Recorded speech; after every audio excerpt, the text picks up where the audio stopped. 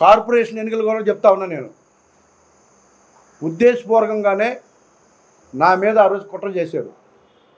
నన్ను కార్పొరేటర్గా వేయించి నాకు మేయర్ పదవి లేకుండా నన్ను ఇక్కడ వీక్ చేయడమే వాళ్ళ లక్ష్యంగా ఆ రోజు వీసీ ప్రసాద్ రెడ్డితో నేను గొడవపడ్డా. మీరు ఈస్ట్ నియోజకవర్గంలో ఉన్న అన్నీ కూడా జెంట్స్ చేస్తూ ఉన్నారు, మహిళలు చేస్తూ ఉన్నారు జెంట్స్ని, కొన్ని అయినా సరే ఉంచండి అని అంటే ఆ రోజు ఇప్పుడు ఆయన చుట్టూ ఉన్న కార్పొరేటర్లు నాతో ఫైట్ చేశారు. నాకు మహిళ చేస్తున్నారు. ఆ రోజున అడిగితే నువ్వు మేయర్ అవ్వాలా లేదా, నువ్వెందుకు వాళ్ళ గురించి అని చెప్పేసి రిజర్వేషన్లో కూడా తారుమారు చేసిన వ్యక్తి ఆ రోజు వీసీ ప్రసాద్ రెడ్డి.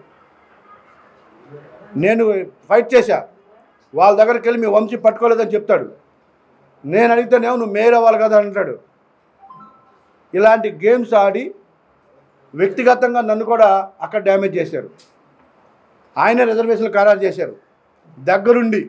మన ఒక్కరోజులో పిలవాలా. నేను చెప్తుంటే నీకెందుకు, నువ్వు ఎక్కడ పోటీ చేసి చెప్పు, వాళ్ళ గురించి వదిలేయమన్నారు.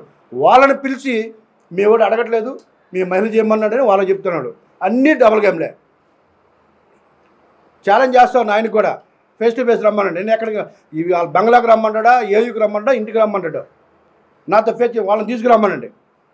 ప్రతి ఒక్క గేము ఆ రోజు టికెట్లు డిసైడ్ చేసింది ఆయనే, రిజర్వేషన్లు డిసైడ్ చేసింది ఆయనే. నేనే ప్రత్యక్ష సాక్షి, ఇంకొకరు కాదు.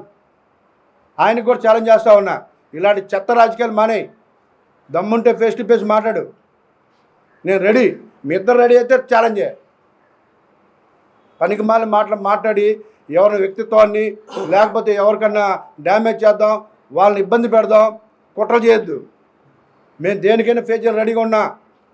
మీరు ఏదో భయపడితే భయపడడానికి ఏదో పిల్లలు అనుకుంటున్నారేమో. నేను అవన్నీ కూడా పడి వచ్చాను మీ దగ్గర. నేను ఎవరిని టచ్ చేయట్లా. నన్ను ఇలాగ గోకితే మాత్రం ఒక్కొక్కరి ఇంట్లో బయటకు రాలేదు. నేను చెప్తా ఉన్నా, ఒళ్ళు దగ్గర పెట్టుకోండి. ఎవరి గురించి మాట్లాడుతున్నామని మీరు ఒళ్ళు దగ్గర పెట్టుకుండాలని హెచ్చరిస్తూ ఉన్నా. ప్రతి దాంట్లో కూడా నన్ను డ్యామేజ్ చేసాడు వీసీ. నాకు ఒకటి చెప్తాడు, వాళ్ళకి ఒకటి చెప్తాడు, నాకు ఒకటి చెప్తాడు, వాళ్ళకి ఒకటి చెప్తాడు. ఆ పార్టీలు అలాగే నేను ఇవాళ బయటకు రాని కారణం చెత్త రాజకీయాల వల్ల బయటకు వచ్చాను. ఇలాంటి ఎదవల వల్ల బయటకు వచ్చాను. పార్టీ జెండా మోసిన కార్యకర్తలకు విలువ లేదు, పార్టీ జెండా మోసిన నాయకులకు విలువ లేదు, పార్టీని బతికించిన వాళ్ళకి విలువ లేదు. అక్కడ కనిపించకుండా పోయారు అందరూ. ఇలాంటి ఎదవలు బేవర్సగాళ్ళు అందరూ కూడా రోడ్డు మీదకి వచ్చి ఇవాళ రాజకీయాలకు విలువ లేకుండా చేస్తూ ఉన్నారు. దయచేసి చెప్తా ఉన్నా, నన్ను కదిలించొద్దు. నేనేం మీరే భయపడే టైప్ కాదు. నేను అన్నిటికి తెగించే ఉన్నాను.